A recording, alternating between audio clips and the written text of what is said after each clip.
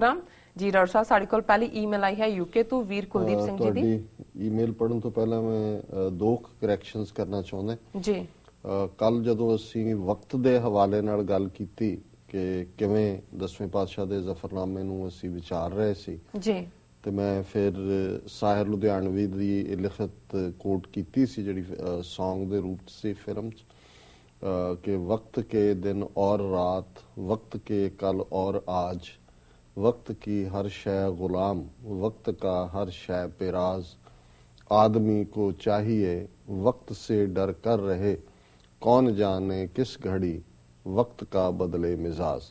और मैं ये कहा सी कि ये आरजू फिल्म नाल है अज ही साडे एक दर्शक जिहड़े कि लगातारता नाल प्रोग्राम नाल जुड़े ने सानू इनपुट भी दिंदे ने जी उन्होंने सानू कॉल करके कहा कि जी ये उन्होंने एप्रीशिएट किया जी कि तुसी आउट ऑफ ब्लू दूजे पासे भी चले जाने हो ते लेकिन ये फिल्म वक्त दा गीत है सो असी करैक्ट करना चाहते जी एक जड़ियां सुजैशंस बेशक काफी देर तो आ रही सी पर हुण मैं मन बना लिया और मैं क्या पब्लिकली तुहानू मैं कह दे जी ਉਹਦੇ ਚ ਸਾਡੇ ਇੱਕ ਪਾਕਿਸਤਾਨੀ ਐਡਮਾਇਰਰ ਸ਼ਾਇਦ ਫਰਾਂਸ ਤੋਂ ਉਹਨਾਂ ਨੇ ਲਿਖਿਆ ਉਹਨਾਂ ਦੀ ਲਿਖਤ ਵੀ ਹੋਏਗੀ ਉਹਦੇ ਚ ਉਹਨਾਂ ਨੇ ਕਿਹਾ ਕਿ ਜੀ ਤੁਸੀਂ ਜਿਹੜਾ ਜਦੋਂ ਤੁਸੀਂ ਬਿਗਨ ਕਰਦੇ ਹੋ ਮੈਨੂੰ ਵੈਲਕਮ ਟੂ ਦਾ ਸ਼ੋਅ ਕਹਿੰਦੇ ਹੋ ਜੀ ਤੇ ਕਹਿੰਦੇ ਵੀ ਤੁਸੀਂ ਵੀ ਥੈਂਕ ਯੂ ਸੋ ਮਚ ਕਹਿੰਦੇ ਇਹਨੂੰ ਵੀ ਪੰਜਾਬੀ ਚ ਕਰ ਦਿਓ ਪੰਜਾਬੀ ਚ ਕਰ ਦਿਓ ਧੰਨਵਾਦ ਵੀ ਤੁਸੀਂ ਜੀ ਆਇਆਂ ਨੂੰ ਕਹੋ ਵੈਲਕਮ ਸੋ ਮੈਨੂੰ ਲੱਗਦਾ ਮੈਂ ਕਿ ਭਾਈ ਹੁਣ ਸਾਡਾ ਪੂਰਾ ਪੰਜਾਬੀ ਕਰਨ ਚਾਹੁੰਦੇ ਨੇ ਤੇ ਮੇਰਾ ਖਿਆਲ ਹੈ ਕਿ ਵੀ ਇਹ ਇੱਕ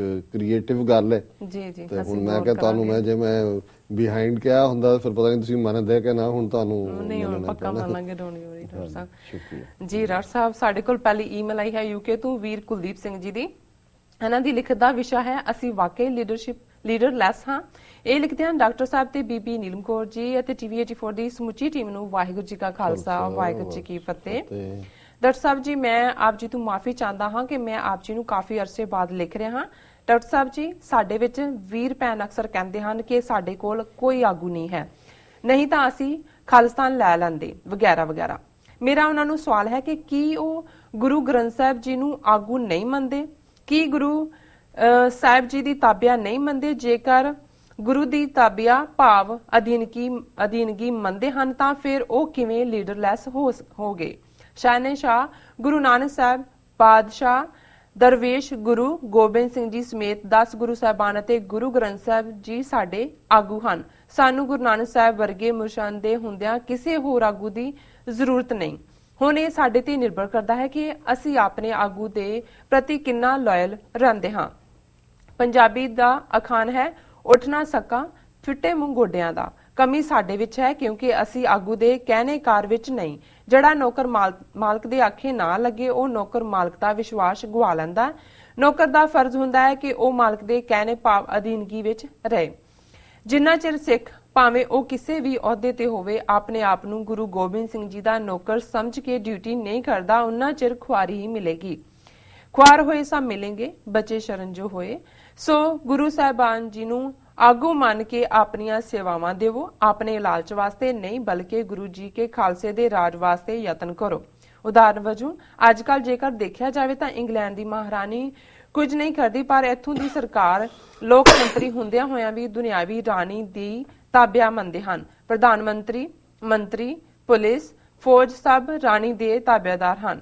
ਮੈਂ ਇਹਨਾਂ ਦੁਨਿਆਵੀ ਰਾਜਿਆਂ ਨਾਲ ਤੁਲਨਾ ਨਹੀਂ ਕਰਦਾ ਪਰੰਤੂ ਉਦਾਹਰਨ ਦੇ ਰਿਹਾ ਹਾਂ। ਬਾਕੀ ਸਾਨੂੰ ਗੁਰੂ ਸਾਹਿਬ ਨੇ ਪਾਤਸ਼ਾਹੀ ਬਖਸ਼ੀ ਹੈ ਹਮ ਪਾਤਸ਼ਾਹੀ ਸਤਿਗੁਰੂ ਦੇਈ ਫਿਰ ਅਸੀਂ ਕਿਸੇ ਹੋਰ ਦੀ ਤਾਬਿਆ ਕਿਉਂ ਮੰਨੀਏ।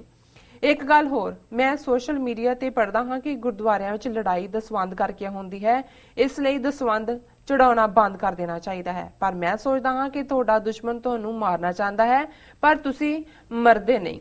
ਦਸਵੰਧ ਬੰਦ ਕਰਨ ਨਾਲ ਤੁਸੀਂ ਆਪੇ ਹੀ ਮਰ ਜਾਣਾ। ਦੁਸ਼ਮਣ ਨੂੰ ਕੁਝ ਕਰਨ ਦੀ ਜ਼ਰੂਰਤ ਨਹੀਂ ਪਵੇਗੀ। ਤੁਹਾਡੇ ਕੋਲ ਰਾਜ ਨਹੀਂ ਇਸ ਕਰਕੇ ਦੁਸ਼ਮਣ ਤੁਹਾਡੇ ਵਿੱਚ ਲੜਾਈ ਪਵਾ ਦਿੰਦਾ। ਕਮੀ ਫਿਰ ਸਾਡੇ ਵਿੱਚ ਹੈ ਦਸਵੰਧ ਵਿੱਚ ਨਹੀਂ। ਬਾਕੀ ਗੁਰੂ ਦੀ ਚਲਾਈ ਹੋਈ ਰੀਤ ਨੂੰ ਤੋੜ ਕੇ ਅਸੀਂ ਪਾਪਾਂ ਦੇ ਭਾਗੀ ਕਿਉਂ ਬਣੀਏ।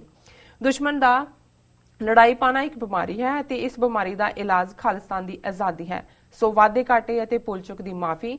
ਖਾਲਸੇ ਜੀ ਕੇ ਬੋਲ ਵਾਲੇ ਕੀ ਅਰਦਾਸ। ਵਾਹਿਗੁਰੂ ਜੀ ਕਾ ਖਾਲਸਾ ਵਾਹਿਗੁਰੂ ਜੀ ਕੀ ਫਤਿਹ। ਗੁਰੂ ਖਾਲਸੇ ਜੀ ਦਾ ਕੁੱਕਰ ਕੁਲਦੀਪ ਸਿੰਘ ਖਾਲਿਸਤਾਨ ਜ਼ਿੰਦਾਬਾਦ, ਖਾਲਿਸਤਾਨ ਜ਼ਿੰਦਾਬਾਦ, ਖਾਲਿਸਤਾਨ ਜ਼ਿੰਦਾਬਾਦ। ਜ਼ਿੰਦਾਬਾਦ ਜ਼ਿੰਦਾਬਾਦ ਜ਼ਿੰਦਾਬਾਦ ਜ਼ਿੰਦਾਬਾਦ ਜ਼ਿੰਦਾਬਾਦ ਜ਼ਿੰਦਾਬਾਦ ਜੀ। ਵੀਰ ਕੁਲਦੀਪ ਸਿੰਘ ਜੀ ਦਾ ਬਹੁਤ ਬਹੁਤ ਸ਼ੁਕਰੀਆ, ਉਹਨਾਂ ਨੇ ਕਾਫੀ ਅਰਸੇ ਬਾਅਦ ਲਿਖਿਆ ਜੀ। ਜਿਹੜੇ ਸਾਡੇ ਵੀਰ ਸੁਲਝੇ ਹੋਏ ਨੇ, ਕਲੈਰਿਟੀ ਵਾਲੇ ਨੇ, ਜਦੋਂ ਉਹਨਾਂ ਦੀ ਲਿਖਤ 'ਚ ਗੈਪ ਪੈਂਦਾ ਹੈ, ਬੇਸ਼ੱਕ ਮੈਂ ਫੋਨ ਰਾਹੀਂ ਬਹੁਤਾ ਸੰਪਰਕ ਨਹੀਂ ਕਰਦਾ, ਸਮੇਂ ਦੀ ਘਾਟ ਵੀ ਹੁੰਦੀ ਹੈ, ਹੋਰ ਵੀ ਕੁਝ ਫੈਕਟਰ ਮੇਰੇ ਮਾਈਂਡ 'ਚ ਹਮੇਸ਼ਾ ਹੁੰਦੇ ਨੇ ਜੀ, ਉਹਨਾਂ ਦਾ ਵੀ ਧਿਆਨ ਰੱਖਣਾ ਪੈਂਦਾ ਜਦੋਂ ਤੁਸੀਂ ਇਹਨਾਂ ਦੇ ਸਿਸਟਮ 'ਚ ਇੱਥੇ ਕੰਮ ਕਰਨੇ, ਲੇਕਿਨ ਮੈਨੂੰ ਫਿਕਰ ਜ਼ਰੂਰ ਹੁੰਦਾ ਹੈ। ਔਰ ਵੀਰ ਕੁਲਦੀਪ ਸਿੰਘ ਬੜੇ ਸੁਲਝੇ ਹੋਏ ਔਰ ਬੜੇ ਕਮਿਟਮੈਂਟ ਵਾਲੇ ਵੀਰ ਨੇ, ਔਰ ਇਹਨਾਂ ਨੇ ਜਿਸ ਤਰੀਕੇ ਨਾਲ ਪਿਛਲੇ 3 ਸਾਲ ਤੋਂ ਸਾਨੂੰ ਹਰ ਪੱਖੋਂ ਸਪੋਰਟ ਕੀਤਾ ਹੈ ਔਰ ਕਰ ਰਹੇ ਨੇ, ਸਾਡੇ ਲਈ ਇਹ ਬੜੇ ਫਖਰ ਔਰ ਮਾਣ ਵਾਲੀ ਗੱਲ ਹੈ ਜੀ। ਉਹਨਾਂ ਨੇ ਬਿਲਕੁਲ ਠੀਕ ਕਿਹਾ ਕਿ ਵੀ ਬਹੁਤ ਵਾਰ ਜਿਹੜੇ ਐਸਕੇਪਿਸਟ ਨੇ, ਜਿਹਦੇ ਲਈ ਸ਼ਬਦ ਪੰਜਾਬੀ 'ਚ ਭਗੌੜਾ ਹੈ, ਉਹ ਕੋਈ ਨਾ ਕੋਈ ਬਹਾਨਾ ਲੱਭਣਗੇ। ਜਦੋਂ ਉਹਨਾਂ ਨੇ ਕੁਝ ਨਹੀਂ ਕਰਨਾ ਹੈ, ਉਹ ਕਦੇ ਤਾਂ ਕਹਿਣਗੇ ਜੀ ਸਿੱਖਾਂ ਨੇ ਇਹ ਤਾਂ ਲੜਦੇ ਰਹਿੰਦੇ ਨੇ ਜੀ, ਇਹਨਾਂ ਤੋਂ ਤਾਂ ਗੁਰਦੁਆਰੇ ਨਹੀਂ ਚੱਲਦੇ ਜੀ, ਖਾਲਿਸਤਾਨ ਕਿਵੇਂ ਚਲਾ ਲੈਣਗੇ ਜੀ। ਫਿਰ ਹੋਰ ਨਹੀਂ ਹੋਏਗਾ, ਇੱਥੇ ਤਾਂ ਜੀ ਦੁਕਾਨਾਂ ਚਲਾਈਆਂ ਹੋਈਆਂ ਜੀ, ਆਪਣੇ ਘਰ ਭਰ ਲਏ ਜੀ। ਫਿਰ ਜੀ ਇੱਥੇ ਪੈਸੇ ਇਕੱਠੇ ਕਰਦੇ ਆ ਜੀ, ਉੱਥੇ ਕਿਸੇ ਕੋਲ ਪਹੁੰਚਿਆ ਹੀ ਨਹੀਂ ਜੀ ਕਦੇ, ਪੰਜਾਬ 'ਚ ਕਿਸੇ ਨੂੰ ਨਹੀਂ ਪਹੁੰਚਦਾ, ਇੱਥੇ ਖਾਪੀ ਜਾਂਦਾ ਜੀ, ਬੜੀਆਂ ਕੋਠੀਆਂ ਬਣਾਈਆਂ ਹੋਈਆਂ। ਚਲੋ ਇਹ 'ਚੋਂ ਵੀ ਜਦੋਂ ਲੰਘ ਜਾਓ, ਫਿਰ ਇੱਕ ਕਲਾਸ ਜਿਹੜਾ ਇੱਕ ਬੜਾ ਪਪੂਲਰ ਹੈ ਕਿ ਜੀ ਸਿੱਖਾਂ ਕੋਲ ਲੀਡਰ ਹੀ ਕੋਈ ਨਹੀਂ, ਜੇ ਲੀਡਰ ਹੋਏ ਅਸੀਂ ਮਗਰ ਕਿਹਦੇ ਲੱਗੀਏ ਜੀ।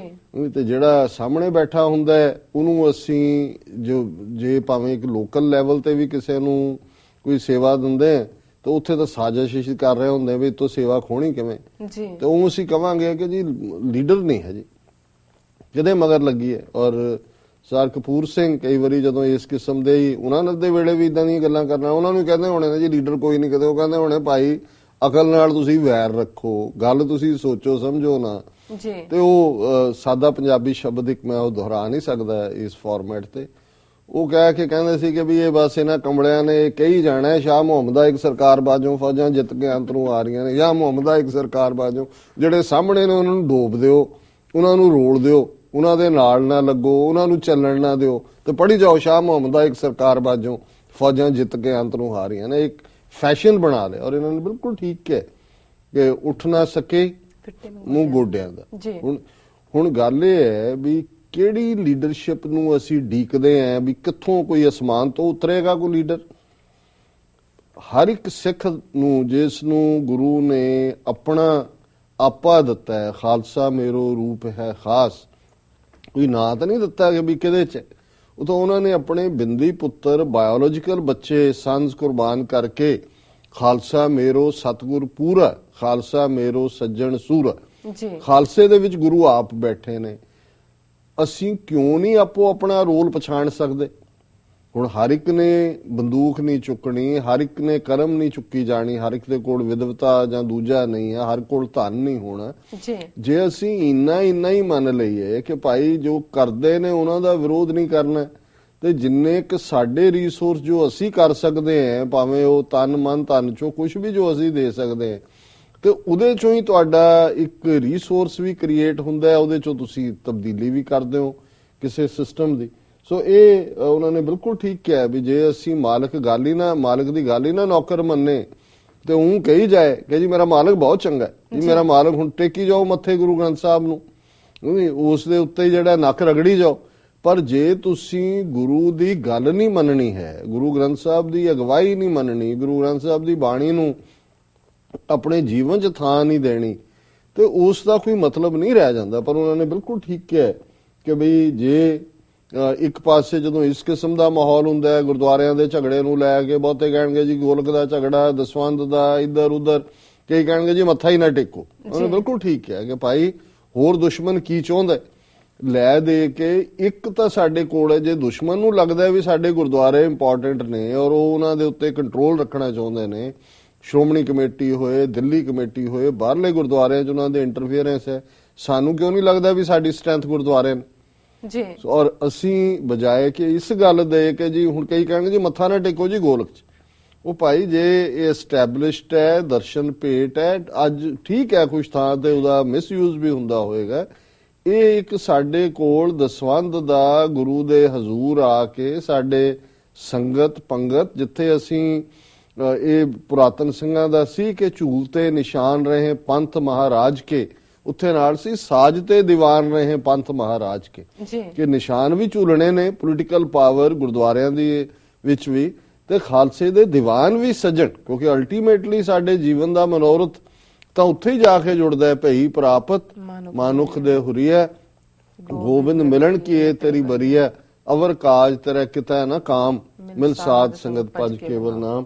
ਸੋ ਅਸੀਂ ਇਸ ਕਿਸਮ ਦੀ ਬਜਾਏ ਡਿਬੇਟ 'ਚ ਪੈਣ ਦੇ ਕਿ ਜੀ ਮੱਥਾ ਟੇਕੀਏ ਨਾ ਟੇਕੀਏ, ਗੱਲ ਇਸ ਪਾਸੇ ਵਾਲੀ ਆਈ ਹੈ ਜਿਵੇਂ ਉਹਨਾਂ ਨੇ ਕਿਹਾ ਕਿ ਜੀ ਹਮ ਪਾਤਸ਼ਾਹੀ ਸਤਿਗੁਰ ਦੇਈ, ਸਾਨੂੰ ਗੁਰੂ ਨੇ ਪਾਤਸ਼ਾਹੀ ਦਿੱਤੀ ਹੈ। ਸੋ ਇਹਨਾਂ ਦਾ ਵੀਰ ਕੁਲਦੀਪ ਸਿੰਘ ਜੀ ਦਾ ਬਹੁਤ ਬਹੁਤ ਸ਼ੁਕਰੀਆ, ਔਰ ਗੁਜ਼ਾਰਿਸ਼ ਹੈ ਵੀ ਇਹ ਲਿਖਦੇ ਰਿਹਾ ਕਰਨ ਜੀ, ਔਰ ਉਹਦੇ ਨਾਲ ਸਾਨੂੰ ਵੀ ਹੌਸਲਾ ਹੁੰਦਾ ਹੈ, ਔਰ ਸਾਡੇ ਦਰਸ਼ਕ ਔਰ ਸਰੋਤੇ ਵੀ ਜਿਹੜੇ ਨੇ ਉਹ ਅਮੀਰ ਹੁੰਦੇ ਨੇ ਇਹਨਾਂ ਦੀ ਲਿਖਤ ਤੋਂ। ਜੀ।